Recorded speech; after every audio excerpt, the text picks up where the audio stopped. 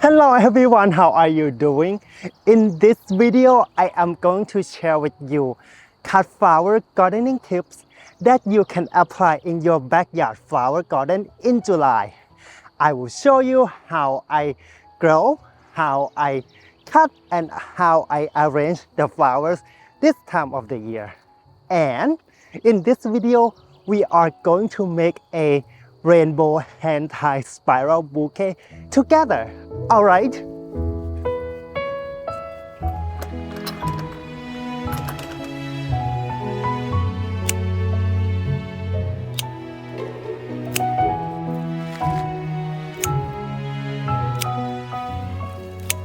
Most cut flowers prefer rich soil, including cosmos. Some people saying that cosmos need poor soil, but when you grow them for cut flowers, you want to feed them for them to have beautiful big bloom. This cosmos, I give them a lot of compost and fertilizer and water. This one I grow in a very poor soil. I don't give any water in my wildflower garden. You can see the stem on the bottom one so much stronger with the compost and fertilizer and water. And look at the trunk of this one. So big and so strong, large and full with branches and flowers. Harvesting cut flowers from your own backyard can be a little bit frustrating. The cosmos, you wanna cut them when they are just about to open. But if you grow the specialty double variety, you want them to open up a little bit. Like the dahlia, you want them to be kinda almost fully open when you cut them. And the straw flowers, you wanna see the center a little bit when you cut them. And some flowers you wanna do a wiggle test, like this rudbeckia or the zinnias. You want the stem to be strong and does not wiggle when you cut them. Like this one is ready. But I am not going to cut this one yet because I wanna wait to see them fully bloom first. You can see the little petals here. I would like to see them open first before I cut them. But some other flowers like roses or peonies, you don't want them to open fully yet when you cut them because they will drop the petals in the vase or in the arrangement.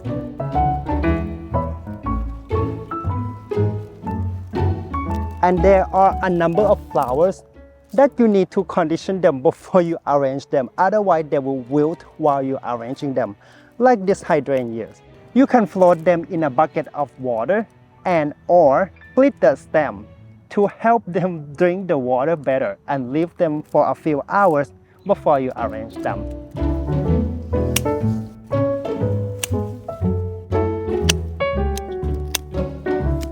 And some branching flowers, you like some flowers to be open, but still there are some buds that have not opened yet. And some flowers like snapdragon, you wanna cut them right on the ground for them to regrow later in fall.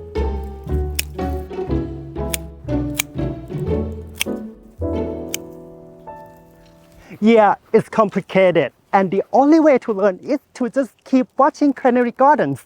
No, I am kidding. Actually, I think the best way to learn is just to keep trying cutting them and then observe them in the arrangement that you make, and every day you will learn something new.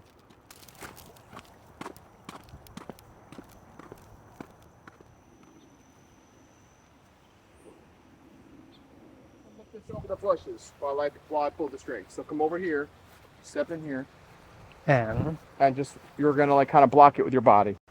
Okay, we're gonna. All right. Okay, pull. Okay. All right, stop. Hold it. Don't let it go back. Take this one in the other hand, and start pulling and walking towards the front of the greenhouse. You start pulling those two. Just pull the last one. Yeah, just pull that corner. Yeah, pull it right towards that corner. All right. Just walk it out.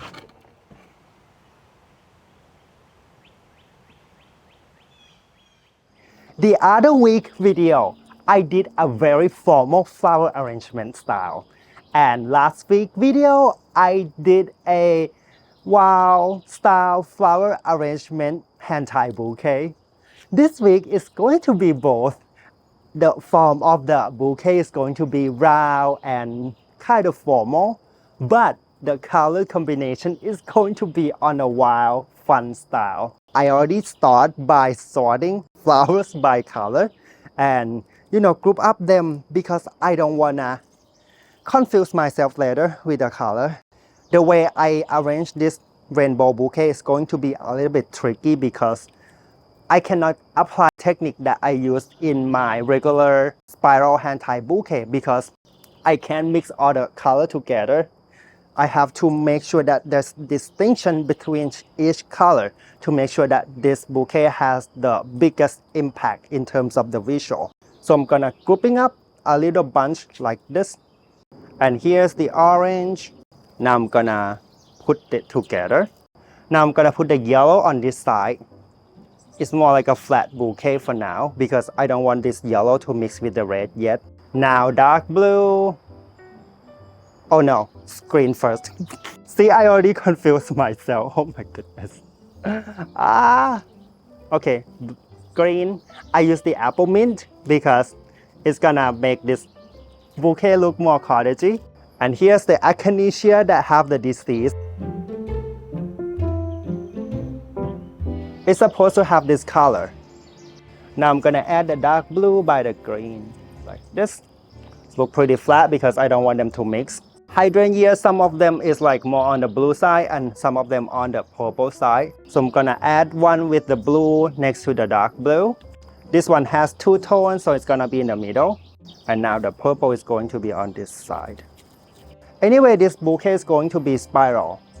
And it's a little complicated to explain right now because I don't want to confuse myself yet. Now I am going to add the purple between the red and the purple, yeah, like this. And spiral. Spiral means you put the stem on a 45-degree angle always throughout the end. So the stem, always go into one direction and one angle. Ta-da! But I'm not done yet because I can't stop myself. So I'm gonna add more flowers.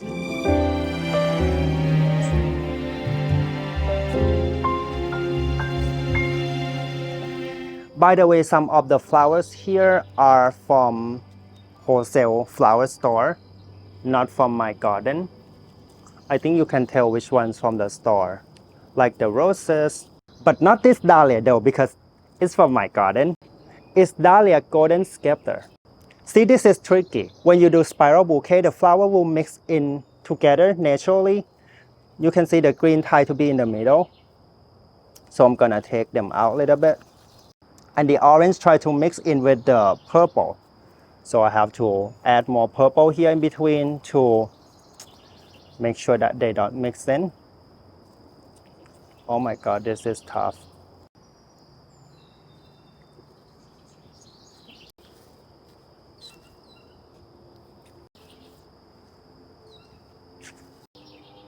Okay, now I keep evaluating what need to be added. You see the dark orange is too close to the yellow, so I'm going to add the light orange right here to create a transition. I really don't like this orange try to mix in with the purple. So I'm gonna switch the red to be a separation between the two like this. Okay, stay there, stay there. Don't move, okay? I think I'm gonna try to finish before I mess it up any further. My goodness. Stop it. Stop it. I need concentration. A little more red. And the color lily from the store, again, light purple next to the blue, dark purple next to the red. And I am not going to worry about, mixing all the flowers together. I want distinction. Ta-da!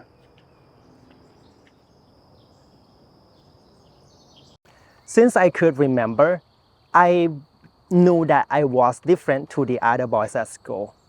Some other students sometimes kind of made fun of me a little bit, and I then had to be super duper friendly. I had to agree to almost everybody. I had to please, people just to have some friends at school. But I survived middle school. I was doing good in high school, and turned out that I had a lot of friends in the college. So because of this, it's, it had been always my belief that no matter who you are, if you stay strong, if you kind, you're nice to other people, you're gonna be fine.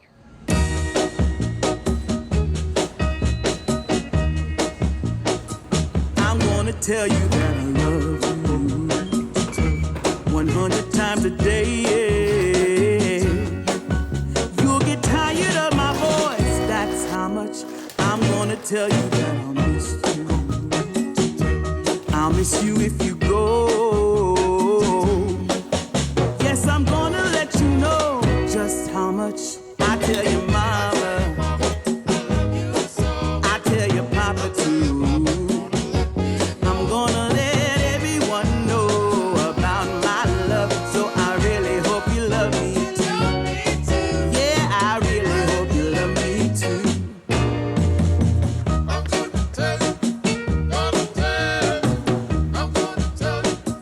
When you grow cut flowers at home, you wanna think about the animals that can come to eat or destroy your flowers. You don't want that to happen.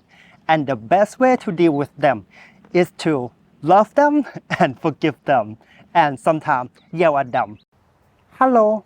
I am just kidding. Hear what I do to prevent the animals to come to eat my flowers. I'm gonna tell you that I need you. I need you every day. So yeah, the original fence here is 4 foot with chicken wire, keeps the small animals out. And then we added 3-foot posts. So it's about 7 feet tall altogether. That seems to keep the deer out. We haven't had deer in over a year in the yard. We're back here all the time. It's funny, the deer, they're watching me right now. They're looking at me. The deer could jump over this technically, but they don't. I think what stops them too is jumping in. There's really not a lot of place for them to jump into because they need like a clearance to land. And we talk to them and like, hey, stay over there. We love you, but don't come in the garden. Just stay there, okay? I love you. You know what I mean? Oh, stretch, stretch, stretch, stretch. So even though we have the deer fence around the whole property, we still have issues with smaller animals that come into the garden. So I built this 4-foot fence around the raised vegetable garden last summer because we get rabbits, groundhogs, other small animals. So this tends to keep them out. Besides the vegetables, we grow some flowers in here that animals love to eat, edible flowers, tulips. We have a concrete raised bed. And then I built the fence right up against the concrete walls, staked down the chicken wire. But yeah, nobody's crawling underneath that and getting in here. See the tomatoes? They're crawling right through the fence, the tomatoes. I need to get caps for these posts. They're starting to split. The water's getting in there.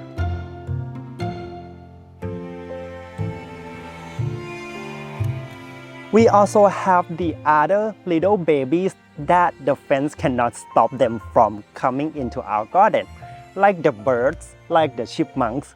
And the problem with them is that they eat the seed that I direct sow in my garden.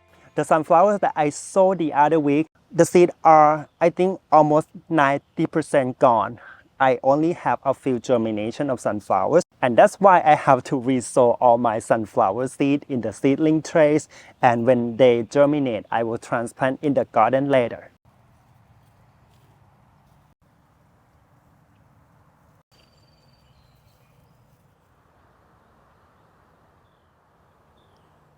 What?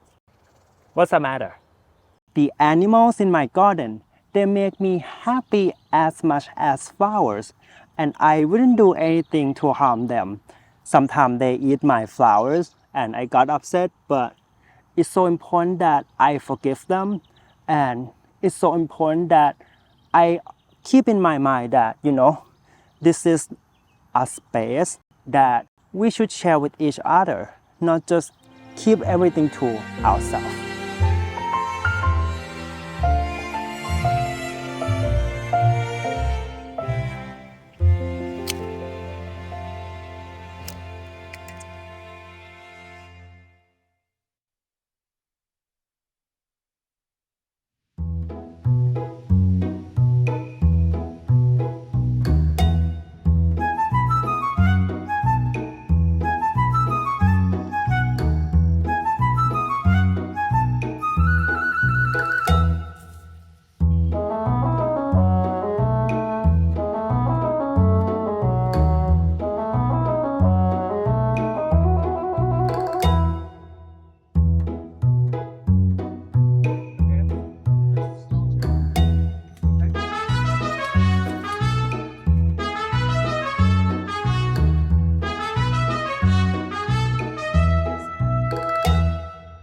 I have been telling everybody to garden with your heart, follow your instinct, follow your intuition, don't use your brain. No, I didn't say the last one. But this thing, you have to do it.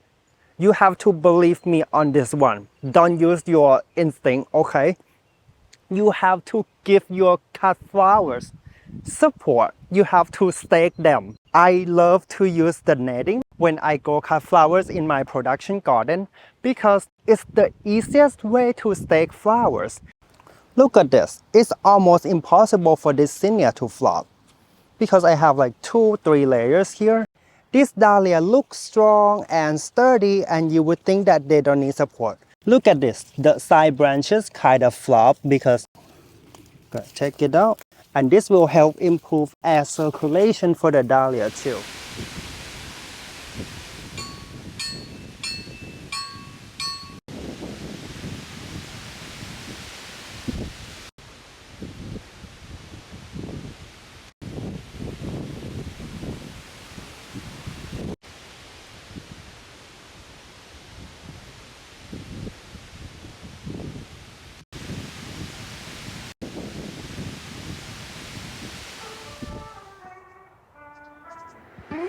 Yeah.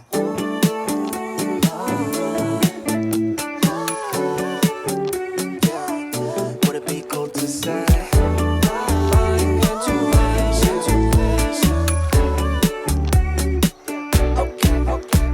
Yeah, intuition, just wanna follow intuition. All my senses tell me I know what you've been thinking. I've been feeling, what if we got up, left this party? Cause I can see you're probably gonna be scrolling feeds all night long. Your friends are drunk, and the DJ keeps playing the same songs, and time isn't moving along.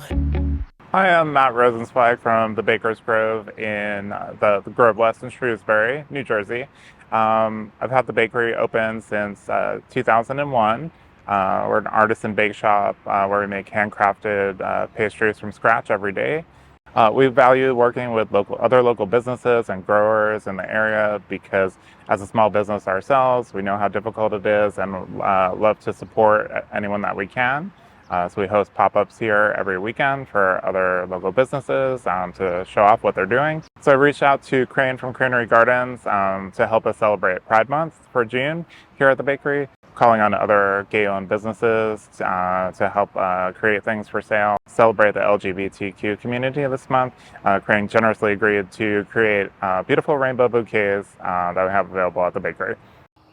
Since I came to America and spent a few years here, I learned that my belief was wrong, saying that if you stay strong, you will be okay no matter who you are. I learned that not everybody have a supportive family and community like me. I learned that not everybody have perfect health condition, mental condition to stay strong. And I also learned that some of gay people have, a lot of childhood challenges that being gay doesn't help and can make things worse too. And there's a lot of cases that additional help is like needed. It's so crucial for them to survive. And it's so nice to see gay people come out and support each other. But to me, the most beautiful thing about gay pride is that other people who are not gay also comes out to support us, to celebrate with us. Thank you. So would it be cool to say, do you wanna escape without ending the night? We could drive through all of the city lights, or we could find a two-song place, just you and I. That'd be nice. Do you want to escape with me? Oh, oh, oh. Do you want to escape with me? Escape with me. Another idea when you grow your own cut flowers at home is to grow flowers that you wouldn't find from supermarket. I have a big order today and I want to show you how I incorporate my unique unusual flowers to the market flowers that look beautiful, look big, but they might need some soft touch and delicate touch to it. I see you there biting your cherry lips, giving me a hint at an early exit. Can't believe, gotta pinch your cheek to know this isn't fantasy. Right, skip the chit chat cause that shit cheap. Doesn't matter either way cause I can hear everything. Wanna get some air to breathe cause I can see you. So when you buy flower from supermarket, it usually come like this. Big and bold and nice and uniform. But I will break this apart. I'm gonna take out, a few roses. Now I'm gonna add the delicate flowers from my garden like these phlox, mountain hydrangeas,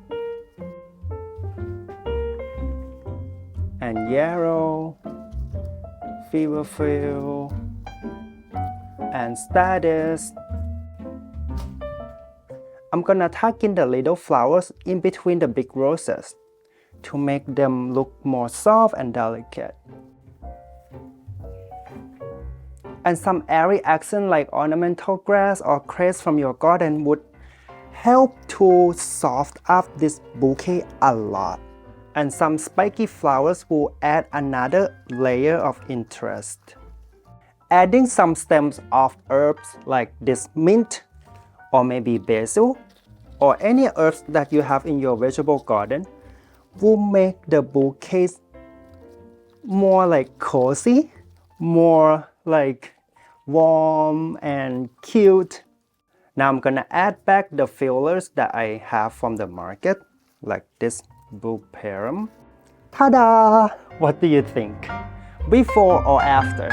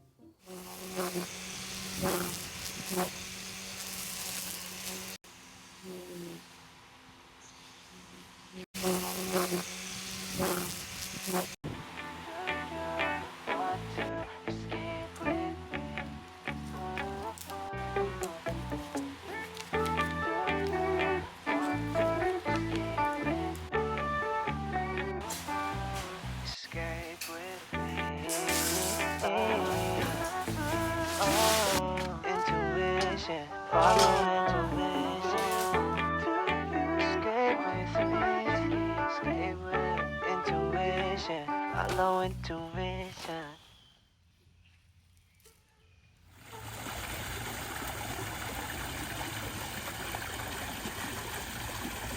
Don't touch. July is the perfect time to hunt for the plants and flowers that normal people would buy them and plant them in early spring. But we're not normal people, we are like cool people. I went to the garden center and in the front, I see double charter daisy. It's like $20. I was like, I want to buy this, but they are so expensive. So I take a little tour in the garden center and went to the back and I see this one. I look at the label and it's like double charter daisy and it's 50% off. So it's just perfect for me. And there's nothing wrong with it at all. It just, finished blooming. So I'm gonna divide this two and plant into clump instead of one clump.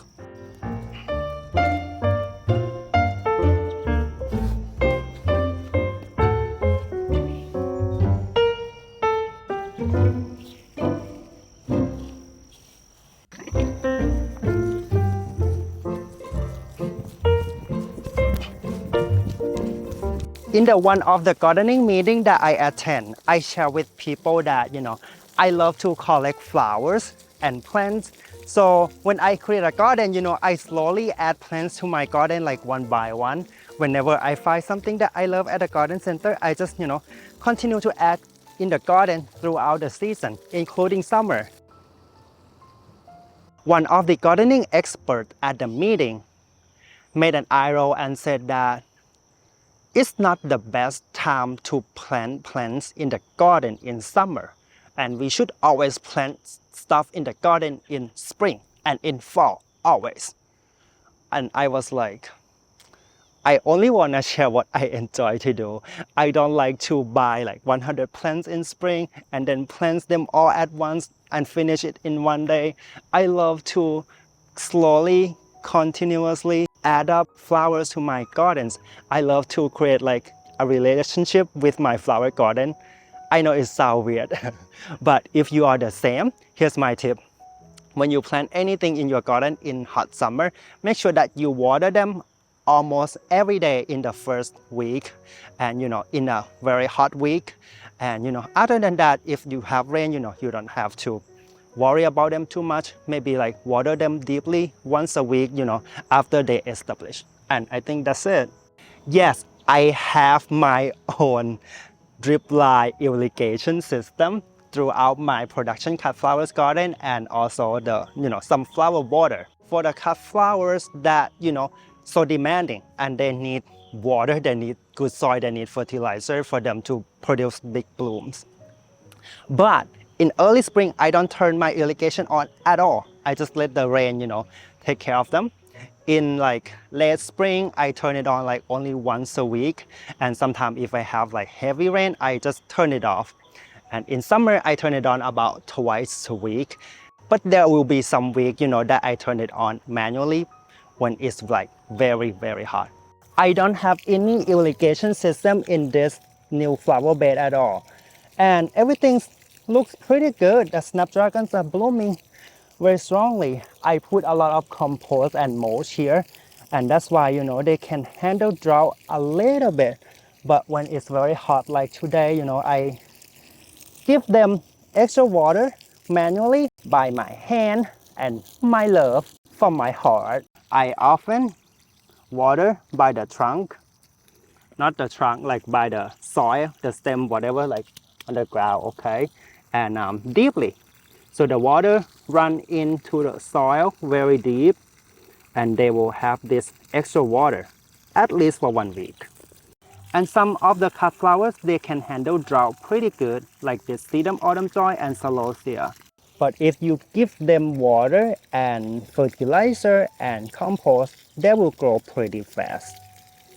I love to grow basils and add them to my bouquets because they make my bouquet smell out of this world and give my local customer the experience that they wouldn't get from grocery store bouquets. One of the summer, my friend came to my garden and then he saw the basil are blooming and he said, "Crane, you're supposed to take off the flower from the basil because the flower is going to make the basil bitter." And then he just went right to the vegetable garden and then take off all the flower from my basil. I was like, I didn't ask you to do that. No, I'm kidding. I just smiled and I, thank him for doing that. But I was so upset. Anyway, about a few weeks later, turns out that my basil have more blooms than ever. And after that, I learned from him that, oh, I'm supposed to pinch my basil so I have more flowers. Thank you. Anyway, in July, I would walk around my garden and find the flowers that I am supposed to pinch them for them to develop side branches like the celosia, and also some flowers that I don't want them to bloom now. I would just take the flower out because I want them to bloom in fall.